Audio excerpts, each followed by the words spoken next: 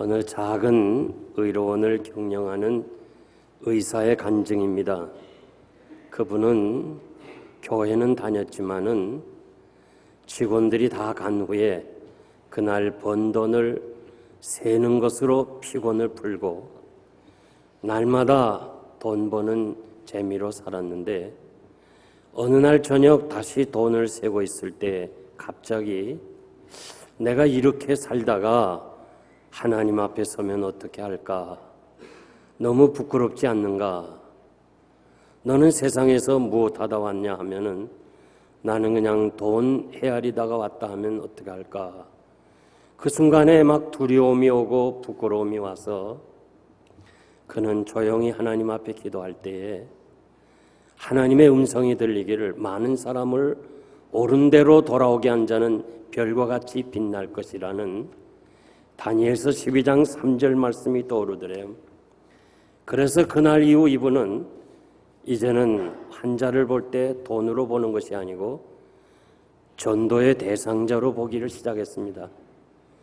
우선 전도하기 위해서 관계가 좋아야 되니까 보다 친절하고 보다 더 세심하게 환자를 돌보면서 치료하면서 예수를 전도했습니다. 믿으라고. 그러면서 밤마다 이제는 환자를 위하여 기도하기 시작했답니다. 그러면서 전도의 열매가 맺어지면서 생각지 않았던 자기 의료원이 그렇게 번창해서 성공했다는 그런 간증의 이야기입니다. 여러분들이 하나님이 기뻐하시는 일을 한다면 하나님이 여러분의 사업도 부흥케 하실 줄 믿습니다. 여러 해 전 시카고에서 기업에 성공한 사장들이 모여서 성공의 비결이 무엇인가 2,000여 명이 이렇게 이야기를 할 때에 80대 20이라는 결론을 얘기했어요. 80%는 인간관계고 20%는 전문 지식이라고 그랬습니다. 이 원리는 전도에도 적용된다고 저는 생각합니다. 전도의 80%는 좋은 인간관계입니다. 그리고 20%가 전도의 열정이라고 생각합니다. 여러분이 지금까지 살아오면서 좋은 관계를 맺은 사람들이 있을 것입니다. 그분들에게 이번에 우리가 예수사랑 초청주일이 있으니 한번 올 수 없겠느냐 이야기할 때에 관계가 좋은 사람이면 반드시 올 것입니다. 그래서 좋은 관계를 맺은 사람에게만 전도를 해도 2,000명, 3,000명, 5,000명이 모이리라고 난 생각합니다. 전도에 여러 가지 방법이 있지만은 가장 효과적인 것은 관계 전도입니다. 예수 믿지 않는 친구, 친족, 그리고 서로 이렇게 관계를 가졌던 사람들, 또 혹은 교회 다니다가 여러 가지 상처로 교회를 다니지 않는 사람들, 우리 주변에 너무 많이 있습니다. 잠시 여러분들이 주의 깊게 주변을 살펴보면 생각지 않는 사람들이 너무 많아요. 이들에게 여러분들이 가서 예수 그리스도를 전하고 오늘 찬양처럼 예수 믿으세요 할 때에 성령님이 역사하심으로 역사가 일어날 줄 믿습니다. 본문의 말씀은 기독교 역사의 시작이고 동시에 두 제자를 얻는 그런 내용입니다. 두 제자에서 12제자로 70명 제자로 120명 성도로 확장해 나가는 그런 모습을 볼 수가 있습니다. 최초의 전도자가 누구냐? 제일 먼저 전도한 사람이 누구냐? 제일 먼저 전도한 사람이 무엇이라고 전도했는가? 그리고 누구를 전도했는가? 전도받은 사람이 어떻게 되었는가? 교회 역사를 시작하면서 이루어진 이 내용이 바로 본문에 있는데 오늘 본문을 통해서 안드레라는 제목으로 이 문제에 대해서 말씀드리기를 원합니다. 첫째는 안드레는 예수님을 만났습니다. 35절 보니까 이튿날에 세례 요한이 자기 제자 중 두 사람과 함께 섰다가 예수의 다니심을 보고 보라 하나님의 어린 양이로다. 여기 섰다가는 이 단어가 그냥 할 일이 없어서 쓴 거 아니에요. 시간이 많아서 그냥 서 있는 것이 아니고 무엇인가 기다리고 있는 자세로 섰다가 그런 뜻이에요. 보고라는 말은 단순히 이렇게 보는 것이 아니고 응시하였다는 거예요. 예수님을 깊이 바라보았어요. 순간 그는 성령님의 도우심으로 하나님의 어린 양이라고 이렇게 두 제자에게 증언을 합니다. 그리고 1장 29절에 보면 세상 죄를 지고 가는 하나님의 어린 양이다. 그러니까 세상 죄를 지고 가는 그 어린 양과 하나님의 어린 양을 동격으로 표현하고 있습니다. 속죄양에 대해서 구약에 있는 말씀 여러분이 잘 알고 계십니다. 세례 요한은 메시아의 오심을 준비하는 사람입니다. 그가 먼저 세상에 태어나서 장차 오실 메시아를 준비하면서 기다리고 있다가 성령님의 도우심을 통해서 예수 그리스도를 만나고 그리고 하나님의 어린 양이라고 증언을 하게 되었습니다. 그러면서 세례 요한은 자기 두 제자 안드레와 오늘 본문에 이름이 없지만은 그는 사도 요한복음을 기록한 사람입니다. 요한은 자기 이름을 표현하지 않았지만은 그러나 그 모든 내용에서 요한인 것을 우리가 잘 알 수 있습니다. 그래서 그날 이후 세례 요한의 제자였던 안드레와 요한은 예수님의 제자가 되었습니다. 두 제자가 예수님을 쫓았다는 단어는 일회성입니다. 한 번 쫓은 것이 영원한 쫓음이다. 평생에 쫓았다는 거예요. 쫓았다가 포기하고 또 따라가고 그런 것이 아니고 한 번 예수를 만나고 계속해서 쫓아갔다는 거. 여러분도 예수님 끝까지 따라가시기를 바랍니다. 어떠한 시련과 환난이 있다 할지라도 우리가 믿는 그 주님, 어떠한 아픔이 있다 할지라도 주님을 끝까지 따라가는 여러분 되시기를 바랍니다. 여기 조건을 이 단어는 맡긴다는 뜻이 있습니다. 자기 자신을 위탁하였다는 것입니다. 안드레는 예수님을 만나고 나서 자기 생애를 다 주님께 맡겼습니다. 여러분, 주님은 선한 목자이기 때문에 여러분의 삶을 주님께 맡기면 주님께서 결코 실망시키지 않을 것입니다. 여러분과 여러분의 가정과 여러분의 자녀들, 여러분이 하는 모든 행사를 주님께 맡기시면 주께서 반드시 이루시라고 약속한 대로 여러분들이 생각한 것 이상으로 이루어 주실 줄 믿습니다. 조건을, 이 말은 떠난다는 뜻이 있습니다. 주님 따라가기 위해서 자기 곳을 떠나야 됩니다. 저들은 배와 그물을 다 버리고 주님을 따라 나선 것입니다. 이 주님을 쫓는다는 것은 구원인 동시에 헌신적인 결단이 있어야 됩니다. 주님이 돌이켜 쫓아오는 두 제자에게 무엇을 구하느냐?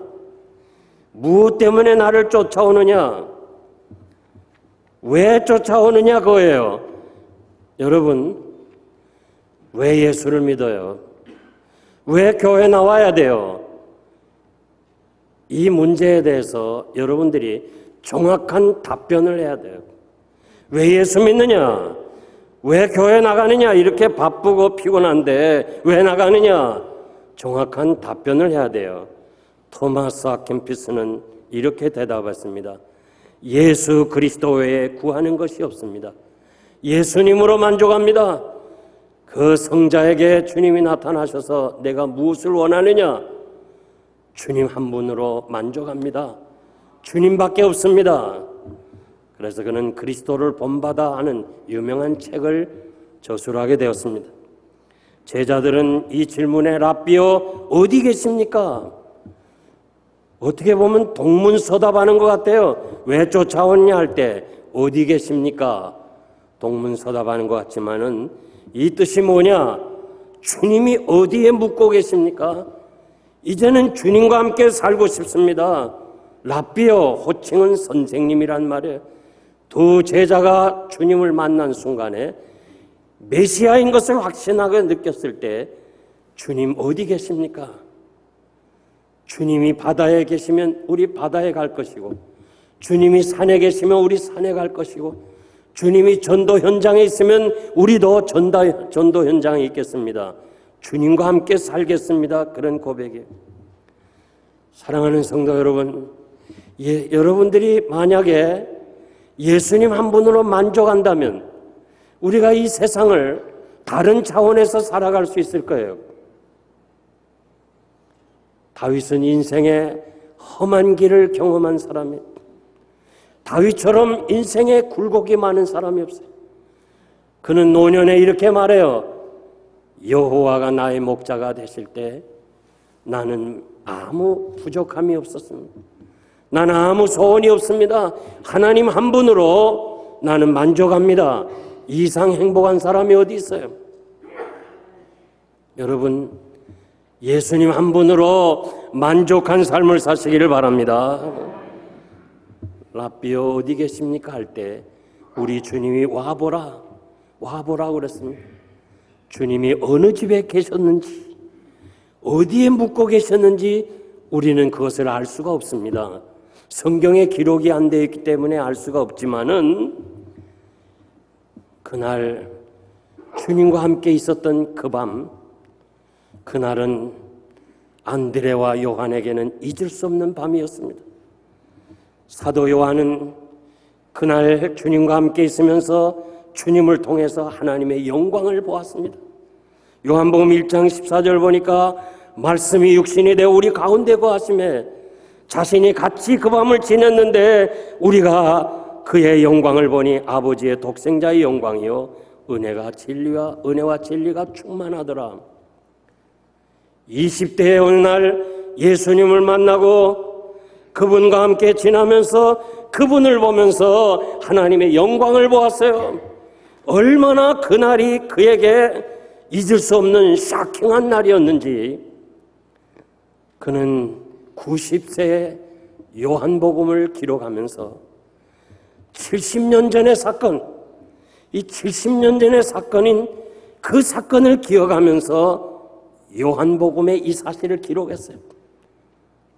정확하게 시간까지 정했어요. 10시쯤 되더라. 우리 시간으로 오후 4시였어요.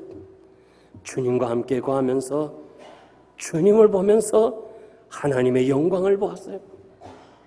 여러분들이 예수 그리스도를 통해서 하나님을 볼 수 있어야 되고, 예수 그리스도를 통해서 내세에 대한 확신이 있어야 되고, 천국에 대한 확신이 있다면 우리의 삶이 새롭게 세상을 살아갈 줄 믿습니다. 예수 믿은 사람, 예수 영접한 사람은 변화를 받아요. 바로 요한과 안드레가 어부였지만은 그들의 삶이 변했습니다. 우리가 잘 아는 요한복음 2장에 물로 포도주를 만든 기적의 내용이 나옵니다. 학교에서 선생님이 시험 문제를 냈어요. 물이 포도주로 변한 사건에 대해서 설명하라. 그래서 학생들이 열심히 그 사건을 기록하고 시험 문제의 답안을 쓰는데 한 학생이 한 줄로만 썼어요. 그리고 가만히 있는 거예요. 그래서 그 학생이 답안지가 뭐였는가 하니 물이 창조주 예수님을 만나고 부끄러워서 얼굴이 붉어졌더라. 이렇게 썼어요. 물이 말이에요. 물이 창조주 예수님 만나고 자기가 부끄러워서 얼굴이 붉어졌더라. 바로 이 정확하고도 간단한 글을 쓴 사람이 유명한 시인 바이런이었습니다. 여러분, 창조주 예수님 만나면 사람이 변하게 돼 있어요. 변해야 돼요. 그것이 바로 우리가 전도할 수 있는 사람으로 되는 줄 믿습니다.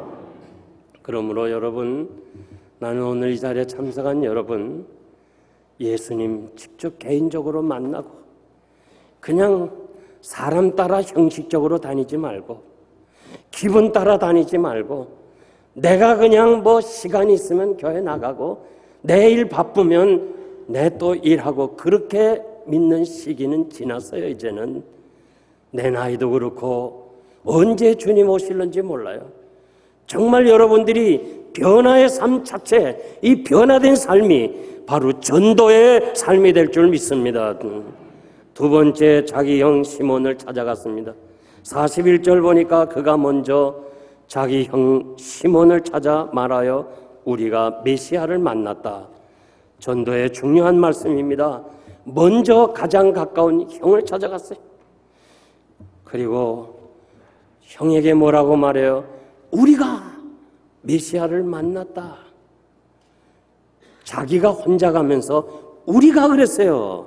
물론 요한을 포함했지만은 성경에 보면요, 증인으로 두 사람을 채택했어요.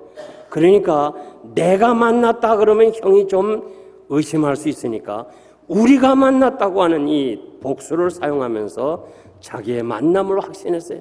그리고 여기 만났다, 요 말은 우리가 그냥 누구를 만났다 그런 말이 아니에요. 과거에서부터 기다리던 사람을 만났다 그 말이에요. 우리 성경 그냥 만났다 하지만은 영어 성경에도 그 완료형으로 다 표현했어요. 계속해서 기다리고 있다가 오실 메시아를 기다리고 있다가 세례 요한을 통해서 오시는 메시아를 이 요한은 계속 듣고 안드레도 계속 들었다가 그 주님을 만났다는 거예요. 여러분, 누군가가 계속 기다리고 있다가 만났다면 그 만남은 우리가 그냥 만나는 것이 아닌 줄 압니다. 그래서 자신은 그 기쁨을, 그 감격을 형을 찾아서 이 사실을 전했던 것입니다. 여러분, 안드레가 형 시몬을 찾았다. 요 찾았다는 말은 단순히 찾아갔다는 말이 아니라 찾고 또 찾았다. 찾도록 헤맸다는 거예요. 이 기쁨의 소식을 어떻게 하든지 내가 전해야 되겠다. 그런 마음 가지고 찾아갔다는 거예요. 이번에 여러분들이 관계하시는 분들 그냥 전화 한 통화하고 없다면 그만두고 한번 찾아갔다가 못 만나면 그만두고 전화 한 번 해서 내가 바쁘다 그래서 그만두고 그게 아니라 찾을 때까지, 아멘입니까? 찾을 때까지, 만날 때까지 찾아 나서야 돼요. 무디가 왜 그렇게 유명한 전도자가 됐어요? 그는 그날 밤 너무 피곤해서 오늘은 쉬고 내일 전도해야 되겠다. 그리고 그날 밤 잠을 잤는데 시카고 대화재가 일어났어요. 자기가 전도하려는 대상자가 다 죽었어요. 무디는 무릎을 꿇었어요. 하나님, 이 죄인을 용서하세요. 이제 나는 전도에 내일이 없습니다. 항상 오늘밖에 없습니다. 그러면서 전도해서 그는 위대한 전도자가 된 거예요. 다른 것은 연기할 수 있어요. 오늘 못하면 내일 할 수 있어요. 세상 일은 내가 못하면 내 아들이 할 수 있어요. 그러나 주의 일은 하라 할 때 하지 않으면 할 수 없어요. 너 쉬라 하면 누가 하겠어요? 바로 지금이 은혜 받을 때고 지금이 구원의 날이고 지금이 여러분이 삶의 현장으로 나가야 할 때일 줄 믿습니다. 그러므로 안드레가 형을 찾아가듯이 가장 가까운 사람부터 여러분이 찾아가야 될 것입니다. 선교 전략은 제일 먼저 가까운 예루살렘에 시작해서 유다로 그리고 저 사마리아로 땅끝까지 가는 것입니다. 사도 바울은 이렇게 고백합니다. 나의 형제 권력 친척에게 복음을 전하지 못한다면 내가 내 형제에게 복음을 전하지 못하면 차라리 나는 그리스도에게서 저주를 받고 끊어지는 것이 낫겠다고 하는 형제 사랑하고 친척 사랑하는 것을 고백해 주었습니다. 사랑하는 성도 여러분, 좋은 소식 누구에게 먼저 알리겠습니까? 가장 가까운 사람부터 우리가 이 사실을 알려야 할 것입니다. 많은 사람들이 이렇게 얘기해요. 내가 좀 더 은혜 받고 내 신앙이 좀 더 확신을 가지고 그리고 다음에 내가 해야지. 난 아직까지 할 수 없어. 그렇게 생각하지 말기를 바랍니다. 전도할 때 확신이 생겨요. 전도할 때 하나님이 친히 함께 하시는 것을 체험할 수 있어요. 내가 왜 이렇게 신앙생활하면서도 아직도 이렇게 연약한 사람인가? 왜 이렇게 내가 신앙의 기쁨이 없는가? 하나님의 일은 하면서 이루어지지 다 가지고 되는 게 아니에요. 여러분, 우리가 이 성전을 지을 때 돈을 가지고 지은 거 아니에요. 돈 하나도 없이 지었어요. 하면서 하나님이 은혜 주시고 감당하지 못하니까 하나님께서 건축할 수 있는 사람들을 보내주셔서 이 아름다운 성전을 우리가 이루어진 거예요. 절대 돈 가지고 지은 거 아닙니다. 이제 우리가 14일 남았어요. 오늘 이 자리에 계신 여러분들, 우리 교인들이 14일 동안 하루에 한 사람씩만 찾아간다면 여러분들이 14명을 찾아가요. 우리 1000명의 교인이 다른 사람 말고 1000명만, 오늘 말씀을 듣는 사람들 1000명만 한 사람씩 찾아가서 14일 동안 14명을 찾아가면 14,000명을 만나게 돼요. 14,000명 중에 여기에 교민들이 많지 않기 때문에 2중, 3중으로 만나도 좋아요. 그물을 마치 2중, 3중으로 치는 것 같아요.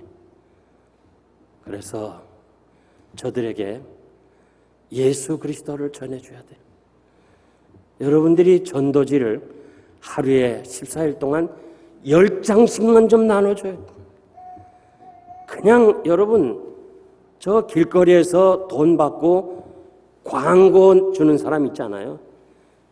그런데 여러분들이 정말 중요한 예수를 전하는 전도지를 주는 것이 얼마나 축복이냐고 말이에요. 내가 돈이 없어서 광고지를 나눠주는 사람이 된다면 얼마나 비참한 사람이에요. 예수를 전하는 것이 얼마나 귀해. 그래서 한 사람이 10장씩만 전해준다면 140장이 여러분 필요할 거예요. 지금 전도지가 너무 많아요. 왜 안 가져가는지 모르겠어요. 옛날 같으면 막 그냥 전도지가 없어서 전도지 달라고 막 그러는데 아직도 한 사람도 나보고 전도지 달라는 사람이 없어. 너무 많아요 지금. 1000명이 한 사람씩 10장만 전도지 주고 이 14일 동안 전도지 주면 전도지 몇 장이 필요해요? 하여튼 많이 있다고 생각하면 돼요. 계산하기 힘드니까. 14만 장이 필요해요. 우리 전도지가 다 동나요. 여러분, 그저 듣든지 아니 듣든지 오늘 집에 갈 때 여러분들이 전도지 좀 가지고 가요. 전도지 좀 가지고 가세요. 예? 예. 그래서 그냥 여러분이 식당에 가든지 누구를 만나든지 주면 성령의 역사가 일어날 줄 믿습니다. 세 번째 형 시몬에게 전도했어요. 우리가 메시아를 만났다 하고 데리고 예수님께 갔습니다. 참으로 대단히 놀라운 얘기입니다. 처음으로 전도한 사람이에요. 베드로는 설교를 듣지 않았어요. 기적을 보지도 않았어요. 다만 자기 동생 안드레를 통해서 우리가 예수를 만났다는 그 자체 그 말만 듣고 간 거예요. 그런데 요 만났다는 말이요, 그냥 만났다는 말이 아니에요. 요 말이요, 과거에서부터 찾다가 만났다는 거예요. 확신이 있는 거예요. 내가 예수를 만났다. 내가 메시아를 만났다. 이 확신이 있는 거예요. 여러분, 좀 확신을 가져야 돼요. 구원받은 확신을 가져야 돼요. 나는 오늘 밤 죽어도 천국 갈 수 있다는 확신이 있어야 돼요. 그래야 전도에 힘이 있는 거예요.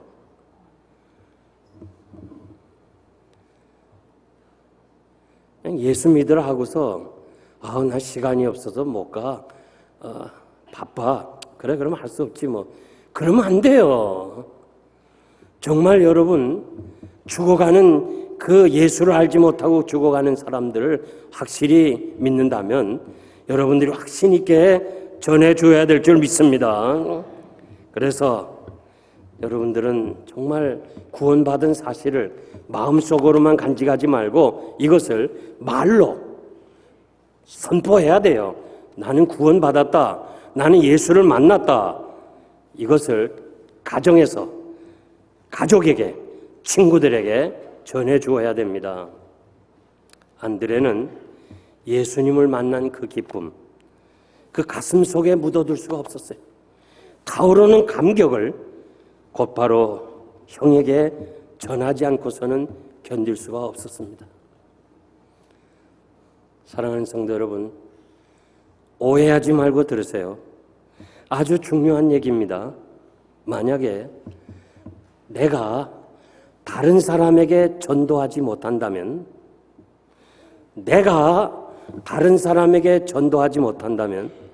내가 구원받았는지 의심해 볼 필요가 있어요. 정말 중요합니다. 저는 목사로서 임종 환자를 여러 번 지켜보았어요.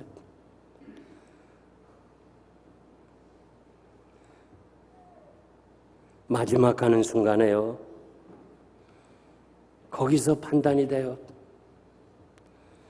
제가 한국에서 한 사람 여집사님의 임종을 지켰는데 그 교회에서요, 우리 교회에서 누가 제일 신앙이 좋으냐 물어보면 애들까지 다 아무개입니다 할 정도로 그렇게 뛰어나게 신앙생활했던 사람이 마지막 가는 길에 예수를 부인하고 갔어요. 난 너무너무 마음이 아파요. 그가 막 고통하면서 안 갈래 그래, 안 갈래. 안 갈래요. 막 그래, 누가 끌어가는 거예요. 안 갈래요, 안 갈래요.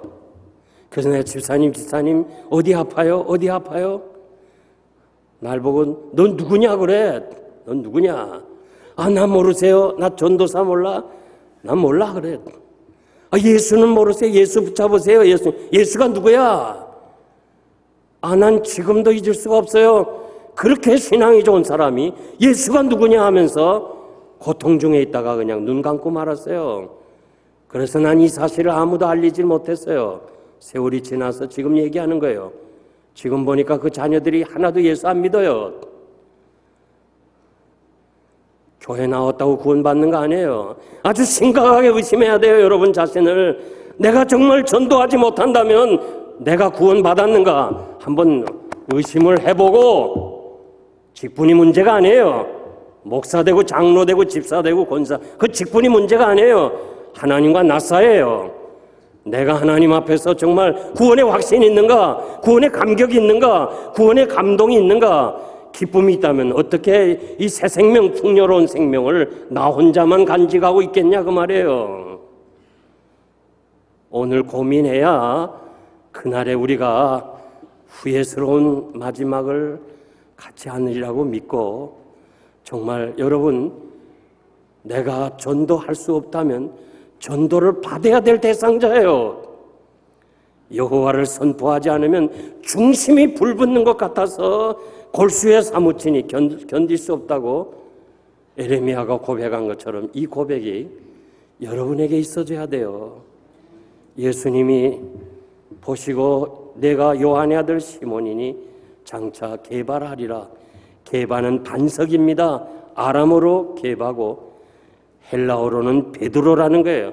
동시에 똑같은 이름이 나라말로 바뀐 겁니다. 베드로는 성격이 불같은 어부고 배운 것도 없고 아무것도 없는 사람이지만은 예수 영접하고 첫 번째 전도를 받은 대상자가 교회의 기둥이 되었고, 오고 오는 많은 사람들에게 예수 그리스도를 전해준 초대교회 아버지였습니다.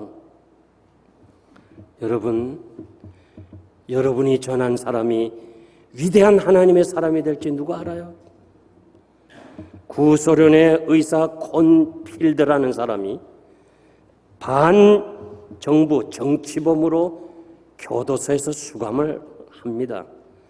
그러면서 의사이기 때문에 그는 교도소 안에 환자를 치료하고 있는데, 어느 날 죽어가는 이 환자를 치료할 때 이 환자가 이렇게 말합니다. 선생님은 어디로 와서 어디로 가는지 아십니까? 인생이 어디서 왔다가 어디로 가는지 아십니까? 처음 듣는 거요. 이 콘필드라는 닥터가 처음 들어요. 인생이 어디서 왔다가 어디로 가는가. 그러면서 이 마지막 임종 환자가 웃으면서, 선생님, 난 죽음이 두렵지 않아요. 나는 이제 이사 갈 뿐이에요. 천국으로 갑니다. 그 환한 모습에 콘필드는 당신이 믿는 예수를 나도 믿고 싶다. 당신이 믿는 예수를 나에게도 좀 전해달라. 그는 형무소에서 마지막 죽어가는 그 환자를 통해서 예수를 알게 돼요. 그러면서 그는 형무소 안에서 복음을 전하면서 환자를 치료합니다. 어느 날 암 환자를 수술하는데, 수술하면서 닥터 콘필드는 내가 수술하지만은 완치는 하나님이 하시는 것이고, 당신이 내가 수술하다 어떻게 될는지도 모르는데 예수를 믿으라고 전도를 합니다. 그리고 그는 처형을 당합니다. 감옥에서. 그 암 수술을 받은 사람이 바로 여러분들이 잘 아는 솔제니친이 되었어요. 그는 마지막 그 의사에 통해서 예수를 영접하고, 그는 피를 들어서 책으로 예수를 전하는, 그래서 소련 전체를 향하여 복음을 전했던 유명한 솔제니친이 되고 말았습니다. 누구든지 예수 만나면 삶이 변해요. 한 사람 바울이 변하니까 소아시아가 변하고 유럽이 변하고, 한 사람 언더우드가 변하니까 한국이 변했어요. 한 사람 허드슨 테일러를 통해서 중국이 변화를 가져왔어요. 여러분, 우리가 베드로는 될 수 없어도 안드레는 될 수 있잖아요. 한 사람에게 전도할 수 있잖아요. 우리가 전한 사람이 위대한 하나님의 사람이 될지 누가 알아요? 우리 예수 믿으라고 나갑시다. 오늘 찬양하신 여러분, 찬양만 하면 안 돼요. 여기 다 예수 믿는 사람이에요. 여기 다 예수 믿는 사람한테 찬양해야 무슨 소용이 있어요? 이제 나가서 그 찬양을 통해서 예수 믿지 않는 사람에게 예수 믿으시오! 이렇게 찬양해야 될 줄 믿습니다. 여기에 예수 믿으라는, 여기에 하나님의 기적의 역사가 일어날 줄 믿습니다. 결론적으로 말씀드립니다. 지난번 저는 그리스에 있는 페트라라는 지역에, 거기 보니까 안드레 기념 예배당이 있습니다.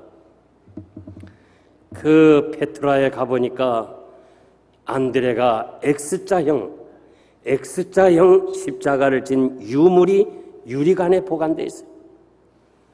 그러니까 오래전에 십자가를 졌기 때문에 그 나무가요 많이 훼손되었지만은 그 유리에 보존된 안드레 X자 십자가를 보면서 마음에 많이 감동을 받았어요. 그는 복음을 전하면서 그리스 페트라에까지 왔습니다. 그가 당시에 로마 총독 아내인 맥시밀라라는 그 중병에 걸린 여자를 기도해서 고쳐줘요. 그러니까 그 고침을 통해서 아내가 예수를 영접했어요. 그리고 처남들, 저의 식구들이 예수를 믿으니까 총독이 안드레를 향해서 너가 살고 싶으면 내 아내를 예수 믿지 못하게 하라. 아니면 죽인다. 그럴 때 나는 절대 예수 믿지 말라 못합니다. 결국 그는 네가 원하는 너의 선생 예수가 십자가에 진 대로 내가 십자가 형태를 달리라고 그렇게 재판을 내립니다. 그때 안드레가 뭐라고 해? 어떻게 내가 예수님과 똑같은 십자가를 지겠습니까?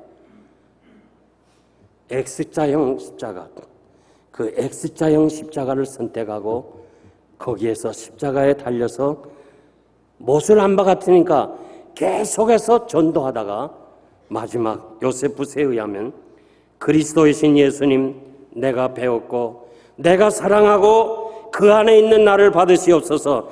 당신의 영원한 나라에 내 영혼을 받으시옵소서. 아멘하고 하나님 나라로 갔다는 거예요. 저는 X자형 십자가를 보면서 형벌을 준 총독이나 당시의 사람들이 다 갔어요. 그러나 전도자 안드레의 그 모습은 지금도 남아서 보는 이로 하여금 가슴을 찡하게 하는 사건입니다. 안드레는 성경에 보니까 그렇게 여러 번 기록이 되어 있지 않아요? 오병이어 사건이나 헬라 사람을 예수님께 인도한 그것이 고작이에요. 그렇지만은 언제나 그는 형 베드로에 가리어서 시몬의 동생 안드레 이렇게 소개를 했어요. 그렇지만 그는 한 사람 형을 소개한 것으로 인해서 교회사의 위대한 아버지가 됐습니다. 지금도 캐토릭에서는, 전 세계 캐토릭에서는 X자를 가지고 성 앤드루라고 얘기합니다. 그러니까 X자가 있으면 그거는 동시에 성 앤드루고 11월 어느 한 날은 앤드루처럼 우리가 전도하자. 그래서 전도, 성 앤드루 전도의 날로 정합니다. 우리 개신교에서도 서로 가까운 사람을 전도하는 것을 앤드루 전도법이라, 관계 전도법이라 그렇게 얘기하고 있습니다. 사랑하는 성도 여러분, 이제 14일 남았으니까 찾아가서 한번 따라합시다. 찾아가서 더 힘차게 찾아가서 복음을 전해 주셔서 여러분들이 베드로는 될 수 없다 할지라도 안드레는 되시는 여러분 되시기를 바랍니다.